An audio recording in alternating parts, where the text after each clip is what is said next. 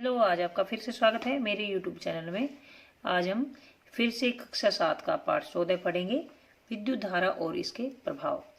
इसमें हम टॉपिक पढ़ेंगे कि बैटरी बनाने के लिए सेलों को किस प्रकार जोड़ा जाता है। यह टॉपिक पेज नंबर 170 पर है और यहाँ से शुरू होता है। वीडियो सब्सक्राइब जरूर करें और पसंद आए तो शेयर भी कर दें। चलिए शुरू करते हैं।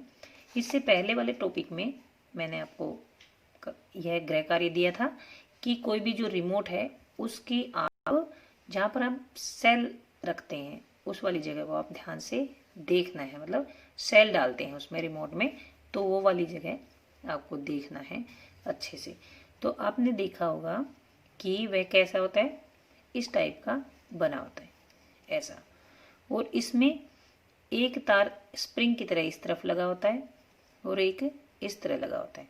और जो स्प्रिंग का सा जो तार होता है, इस यहीं से एक तार निकलते हुए यहाँ पर टच होता है, या फिर कोई पत्ती लगी हुई होती है, ऐसे ही इधर लगा होता है। और इस तरह से हम सेलों को जोड़कर एक बैटरी बना लेते हैं। प्राय इसमें एक मोटा तार या धातु की पत्ती होती है जो एक सेल के धन टर्मिनल से दूसरे सेल के ऋण टर्मिनल से जोड़ती है। तो ये मैंने पहले आपको समझाया था पहले वाले वीडियो में कि जब हम बैटरी बनाते हैं तो धन टर्मिनल से, ये देखिए, धन टर्मिनल से धन टर्मिनल नहीं जुड़ेगा, ऋण टर्मिनल से धन टर्मिनल जुड़ेगा और धन टर्मिनल से ऋण टर्मिनल, मतलब अपोजिट होने चाहिए। जैसे ये माइनस है, ये प्लस है, ये माइनस है, ये प्लस है, ये माइनस है, प्लस है। हमारी सहायता के लिए इस पे सेल के ऊपर लिखा होता है प्लस माइनस लिखा होता है।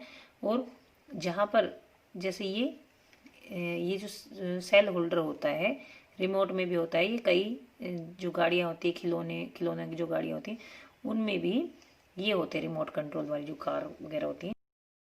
तो यहाँ पर अंदर भी प्लस माइनस लिखा होता है यहाँ पर। तो जो स्प्रिंग वाली है ये इस तरफ माइनस लिखा होता है, और ये जो बिना स्प्रिंग की जो जगह जहाँ पत्ती सी लगी होती है वहाँ पर प्लस लिखा होता है, जिससे कि हमें सेलों को संयोजन करने में आसानी होती है। बैटरी के खानों में सेलों को सही ढंग से रखने के उद्देश्य से आपकी सहायता के लिए प्लस माइनस लिखा होता है। तो देखिए ये सेलों पे प्लस, कि प्लस के इस वाले सिरे को माइनस सिरे से जोड़ रखा है, धनात्मक सिरे को ऋणात्मक सिरे से जोड़ रखा है। और इसी प्रकार से देखिए ये धन टर्मिनल को हम ऐसे भी जोड़ सकते हैं, दो तरह से हम जोड़ सकते हैं। यह भी सही है और यह भी सही है, इस प्रकार से हम जोड़ सकते हैं। ये जो दोनों सिरे हैं ये एक ही नहीं होने चाहिए, एक जैसे नहीं होने चाहिए। प्लस प्लस को नहीं जोड़ सकते और माइनस माइनस वाले को नहीं जोड़ सकते। तो यह एक बैटरी बन गई है। पहले भी बताया था कि दो या उससे अधिक सेलों को जब जोड़ते हैं सही तरीके से तो एक बैटरी बन जाती है।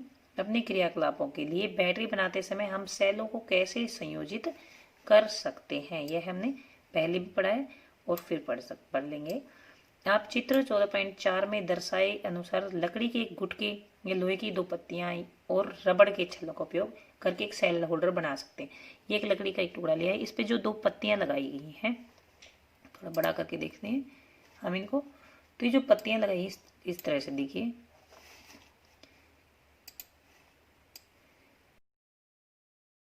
एक पत्ती यहाँ लगा दी और एक पत्ती यहाँ पर, यह लकड़ी में लगा दी है कील से यहाँ पर। और अब इन दोनों पत्तियों को कसकर एक रबड़ से ऐसे बांध दिया है, इस प्रकार से, इस टाइप से। और यहाँ पर जो सेल है, बीच में जो सेल लगाए हैं, ये प्लस का निशान है। देखिए धनात्मक सिरा है, ये ऋणात्मक सिरा। अब इस ऋणात्मक से धनात्मक सिरा जुड़ेगा और ऋणात्मक इस तरह। यहाँ पर तार बांध दी है। ये जो तार का जो हिस्सा है यहाँ पर, ये कवर नहीं होना चाहिए इस तरफ, और इस सिरे पर भी नहीं है, ऐसे ही। तो ये क्या बन गया, सेल होल्डर हमने बना लिया है। मतलब हम खुद भी सेल होल्डर बना सकते हैं। यह आवश्यक है कि रबड़ के छल्ले धातु की पत्तियों को कसकर जकड़े रखें। ये जो रबड़ है ये थोड़ा इसको कसकर बांधना है। दो या दो से अधिक सेलों की बैटरी बनाने के लिए आप सेल होल्डर बाजार से भी खरीद सकते हैं। इस टाइप से ये मिल जाएगा हमें सेल होल्डर। इनमें सेलों को उचित ढंग से इस प्रकार व्यवस्थित कीजिए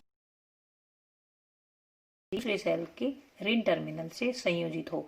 देखिए दो तरह से हम जोड़ते हैं, ये तो बैटरी में टॉर्च वगैरह में इस टाइप से जोड़ा जाता है, ये सेल इस प्रकार रखे जाते हैं। और जो रिमोट वगैरह होते हैं या गाड़ियाँ जो रिमोट की कार होती हैं उनमें इस प्रकार से जोड़ा जाता है। दो तरीके से हम व्यवस्थित करते हैं।